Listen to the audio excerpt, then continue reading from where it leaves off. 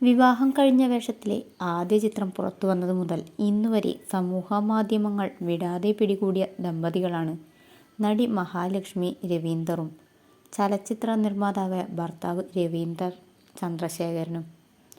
പണം കണ്ടിട്ടാണ് ഇവർ വിവാഹം കഴിച്ചത് എന്നൊക്കെയുള്ള വിമർശനങ്ങൾ ആരാധകർക്കിടയിൽ ഉയർന്നിരുന്നു. എന്നാൽ ഇതൊക്കെ കാറ്റിൽ പറത്തുന്ന സമീപനമായിരുന്നു ഇവരുടെയും. എന്നാൽ ഇപ്പോഴിതാ രവീന്ദർ ആശുപത്രിയിൽ ചികിത്സയിലാണെന്നാണ് വരുന്ന റിപ്പോർട്ടുകൾ.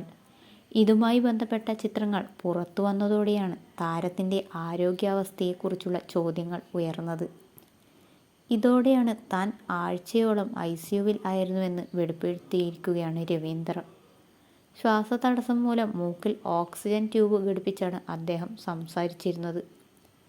തനിക്ക് ശ്വാസകോശത്തിൽ അണുബാധയുണ്ടെന്നും ശ്വസിക്കാൻ ബുദ്ധിമുട്ടുണ്ടെന്നും ഇതേ തുടർന്ന് ഒരാഴ്ച ICUവിൽ ചികിത്സയിലായിരുന്നുവെന്നും യൂട്യൂബ് വീഡിയോയിലൂടെ രവീന്ദർ വെളിപ്പെടുത്തി. എന്നാൽ ആരോഗ്യം ഇത്രയും മോശമായിരിക്കുന്ന സാഹചര്യത്തിലും താരത്തിൻ്റെ യൂട്യൂബ് ചാനലിലൂടെ വീഡിയോ പങ്കുവയ്ക്കുന്നുണ്ട്.